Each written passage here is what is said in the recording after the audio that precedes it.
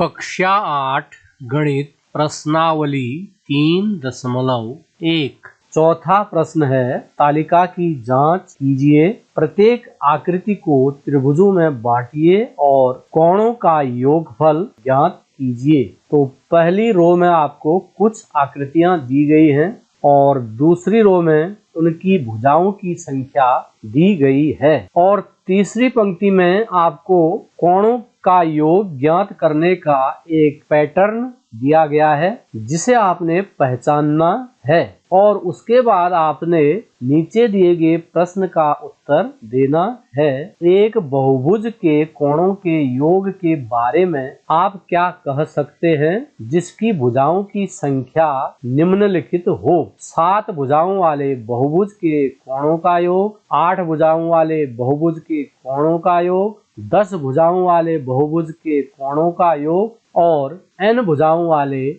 बहुभुज के कोणों का योग हमें ज्ञात करना है। इसे ज्ञात करने से पहले हम इस पैटर्न को पहचानने का प्रयत्न करते हैं। त्रिभुज में भुजाएं 3 हैं और उसके कोणों का योग 180 अंश है और चतुर्भुज को 2 त्रिभुजों में बांटा जा सकता है जैसे कि प्रश्न में आपको दिया हुआ है। इस चतुर्भुज को इसने 2 त्रिभुजों में बांटा है। अब एक त्रिभुज के अंतः कोणों का योग 180 अंश होता है तो 2 त्रिभुजों के अंतः कोणों का योग हो जाएगा 180 को आप 2 से गुणा करेंगे। इसी प्रकार पंचभुज को हम 3 त्रिभुजों में विभाजित कर सकते हैं और एक त्रिभुज के अंतः कोणों का योग 180 अंश होता है तो 3 त्रिभुजों के अंतः कोणों का योग हो जाएगा 3 गुणा 180।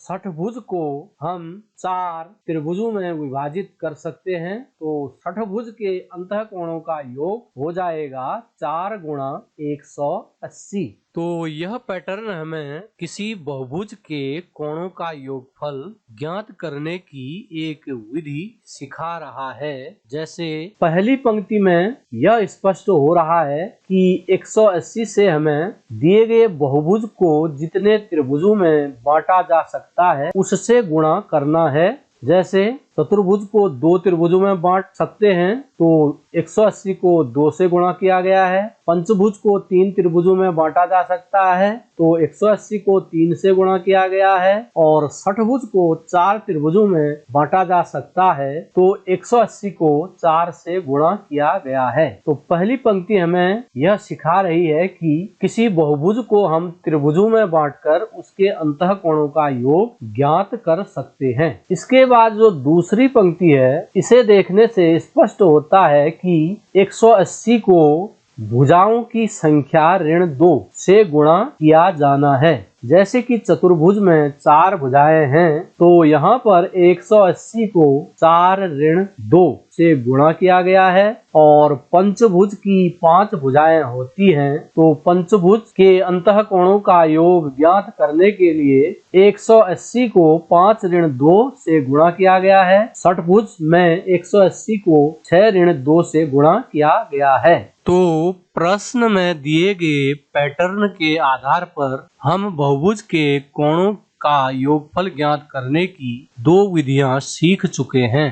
पहली विधि है, आप बहुभुज को त्रिभुजों में बांटिए। जितने त्रिभुजों में बहुभुज बंटता है उससे 180 को गुणा कीजिए। आपको बहुभुज के कोणों का योगफल ज्ञात हो जाएगा। और दूसरी विधि है, आप बहुभुज की भुजाओं की संख्या में 2 घटाइए और उससे 180 अंश को गुणा कर लीजिए तो आपको बहुभुज के अंतः कोणों का योगफल ज्ञात हो जाएगा। आइए अब हम प्रश्न में दिए गए भागों को हल करते हैं। ए भाग है 7 भुजाओं वाले बहुभुज के कोणों का योग ज्ञात करना है। तो हम लिखेंगे सप्तभुज या 7 भुजा वाले बहुभुज के कोणों का योग बराबर। तो ऊपर के पैटर्न के आधार पर 2 तरीके से हम योग ज्ञात कर सकते हैं। तो सप्तभुज को हम 5 त्रिभुजों में बांट सकते हैं उसके बाद हम 5 से 180 अंश को गुणा करके सप्तभुज के अंतःकोणों का योगफल 900 अंश प्राप्त कर सकते हैं, लेकिन हम अभी इस विधि का प्रयोग नहीं करेंगे। इस विधि को प्रयोग में लाने के लिए आपको ध्यान में रखना होगा कि चतुर्भुज को 2 त्रिभुजों में, पंचभुज को 3 त्रिभुजों में, षटभुज को 4 त्रिभुजों में, सप्तभुज को 5 त्रिभुजों में और इसी प्रकार से अन्य बहुभुजों को त्रिभुजों में बांटा जा सकता है। यहाँ पर हम दूसरी विधि का प्रयोग करेंगे।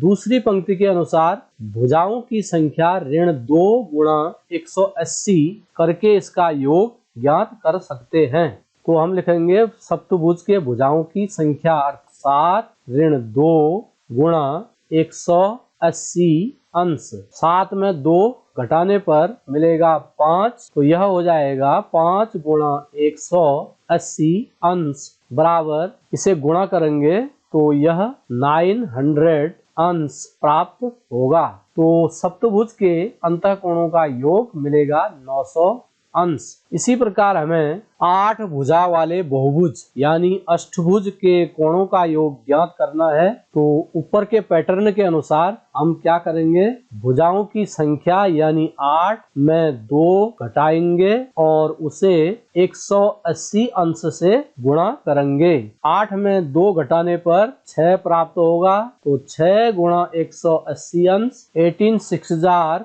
108 होता है। तो 180 इंटू 6 आ जाएगा 1080 अंश। तो अष्टभुज के अंतःकोणों का योग 1080 अंश होता है। सी हमसे पूछा गया है 10 भुजाओं वाले बहुभुज के अंतःकोणों का योग। तो इसमें भी हम लिखेंगे भुजाओं की संख्या यानी 10 ऋण 2 गुणा 180 अंश। 10 में 2 घटाएंगे 8 गुणा 180 अंश, यह आ जाएगा 1440 अंश। आंसर डी में आपसे पूछा गया है n भुजा वाले बहुभुज के अंतःकोणों का योग। तो जिस प्रकार से अभी आपने अन्य प्रश्नों को किया, भुजाओं की संख्या ऋण 2 गुणा 180, इसी प्रकार आप भुजाओं की संख्या की जगह n लिखेंगे। तो यह बनेगा n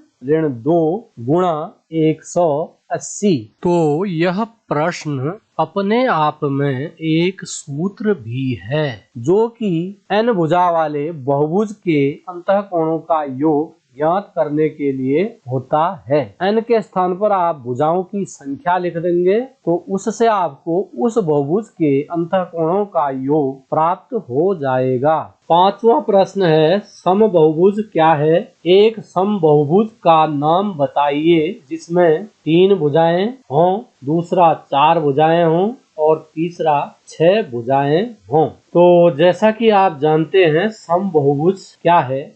जिस बहुभुज की सभी भुजाएं समान माप की होती हैं और सभी अंतःकोण समान होते हैं उसे समबहुभुज कहते हैं। अब आपसे प्रश्न पूछा गया है कि 3 भुजाओं वाले समबहुभुज को क्या कहते हैं। तो देखिए यह एक 3 भुजाओं वाला समबहुभुज है जो कि एक त्रिभुज है। तो इसकी प्रत्येक भुजा आपस में समान होगी और इसका प्रत्येक अंतःकोण यानी 3 अंतःकोण इसमें है, तीनों जो हैं समान माप के होंगे यानी तीनों अंतःकोण 60 डिग्री के होंगे। और 3 भुजाओं वाले समबहुभुज को कहते हैं समबाहु त्रिभुज।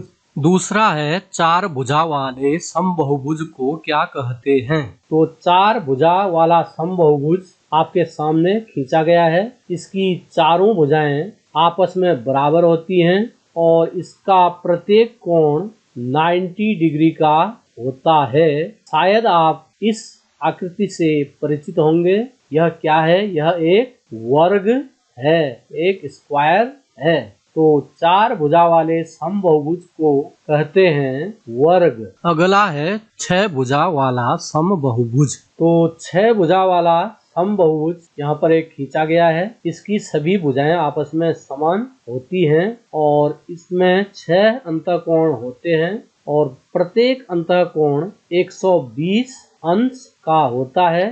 तो इस आकृति को कहते हैं समषठभुज। तो 6 भुजाओं वाले समबाहुभुज को कहा जाता है समषठभुज। धन्यवाद। प्लीज वीडियो को लाइक कीजिए, चैनल को सब्सक्राइब कीजिए तथा बेल आइकन को प्रेस कर दीजिए।